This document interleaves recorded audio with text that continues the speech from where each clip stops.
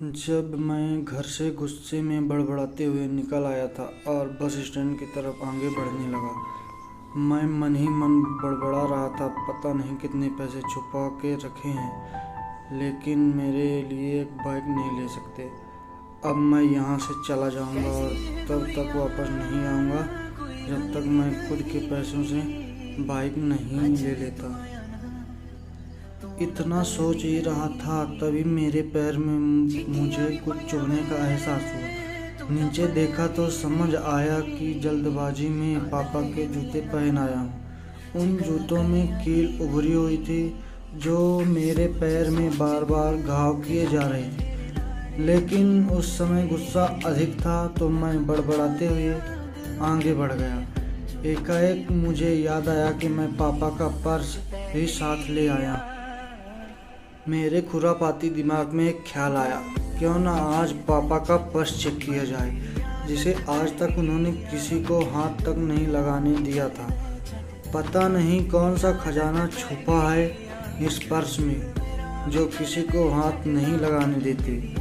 जब मैंने पापा का वह पुराना पर्स खोलकर देखा तो उसमें पैसे तो नहीं मिले, लेकिन पैसों की जगह पर एक डायरी रखी हुई थी। तब मैंने सोचा, ओह, तो यहाँ खजाना छुपा रखा। मैं समझ रहा था कि यहाँ पापा ने लिखा होगा कि किससे कितने पैसे लेने हैं और किसको कितने पैसे दिए, लेकिन मैं गलत था। जब मैं उस छोटी सी डायरी का पहला पेज खोलकर देखा तो वहाँ पर जो लिखा था वह थोड़ा सीरियस कर देने वाला था।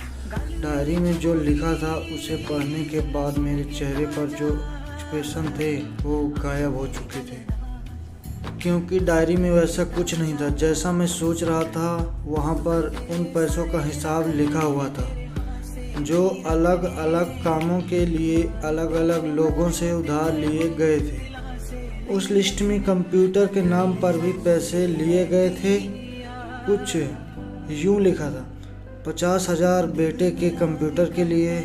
यह वही कंप्यूटर था जिसे मैं आज तक यूज कर रहा हूँ, लेकिन मुझे यह पता नहीं था उस कंप्यूटर को खरीदने के लिए पैसे कहाँ से आए थे। लेकिन आज पता चल रहा था।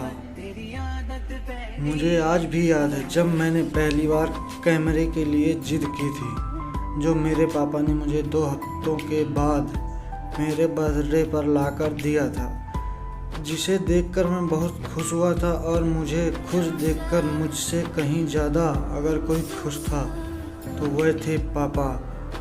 अब मेरे चेहरे से गुस्सा एकदम गायब हो चुका था। जब मैंने आगे का पन्ना पलटा तो वहाँ पर कुछ विशेष इच्छाएं लिखी हुई। पहली जो विश थी उसमें जो लिखा हुआ था, अच्छे जूते पहनना। यह बात मेरी कुछ समझ नहीं आई।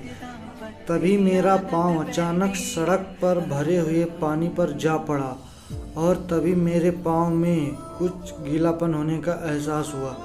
जब मैंने जूता उतार कर देखा तो उसका तला टूटा हुआ था।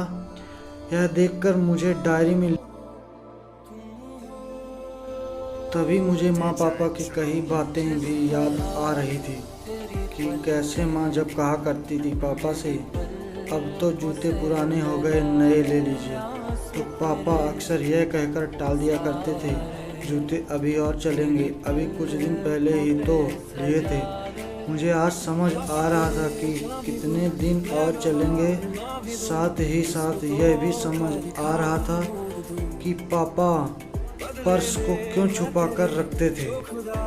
तभी उस डायरी को पढ़ते हुए बस स्टैंड पर पड़ी बेंच पर आकर बैठ गया।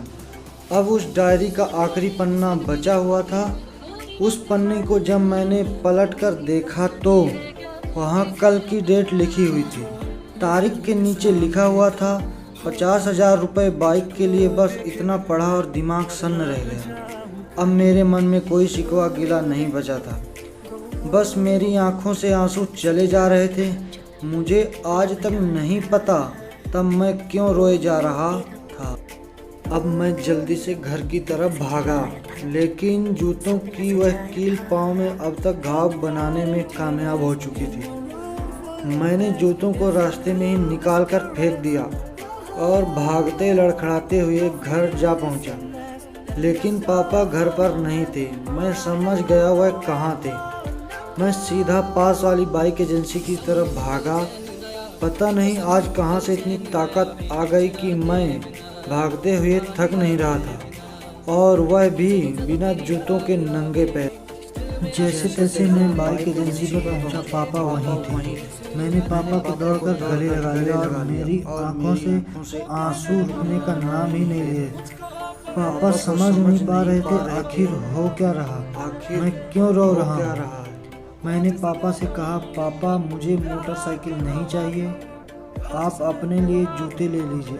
अब आज से मैं जो भी करूँगा अपनी मेहनत से अपने बलबूते पर करूँगा। दोस्तों, कहानी अच्छी लगे तो लाइक और शेयर ज़रूर करना, और हमेशा अपने माँ बाप का सम्मान करना, उनसे प्यार करना।